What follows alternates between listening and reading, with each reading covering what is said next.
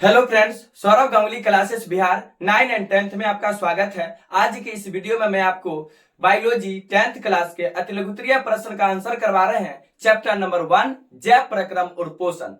Question number है 24 number है। ध्यान से देखिएगा आप लोग। पोषण की दृष्टि से, किससे?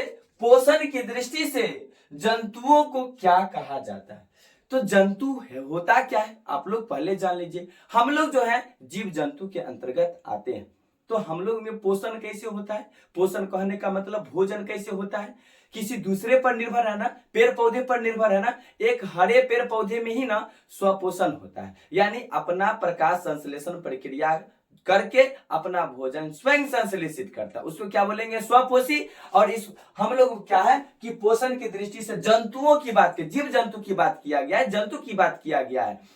तो आपको ये बता दे, मानव तथा जो जीव है, अन्य जीव है, वो परपोषी के अंतर्गत आता है। क्या आता है? परपोषी के अंतर्गत आता है। क्यों आता है? आप ध्यान से देखिए। आप गाय, भैंस, बकरी, ये सब चीजें पेड़ पौधे पर निर्भर है। हम लोग भी क्या है, इनडायरेक्टली अगर हम बात करें तो परपोषी के अंतर्गत कैसे आते हैं। हम लोग गाय की अगर बात, उससे जो दूध प्राप्त होता है वो कहां से प्राप्त होता है? कहीं ना कहीं उसका शाकाहारी है, अशाकाहारी है, तब घास फूस खाता है तब प्राप्त होता है दूध। और दूध हम लोग लेते हैं तो कहां से आ रहा है? कहीं ना कहीं पेड़ पौधे से ही उत्पन्न हो रहा है। वो उसको खा करके उसको पाचन होता है, तब जाके दूध निकलता है। तो हम लोग भी किसी अन्य रूप में हम लोग दूसरे पर निर्भर है।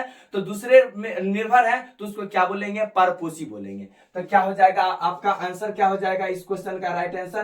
परपोषी। क्या हो जाएगा? परपोषी हो जाएगा। परपोषी का ही एक अन्य नाम होता है, उसको भी लिख लीजिए, हेटेरोट्रॉप्स।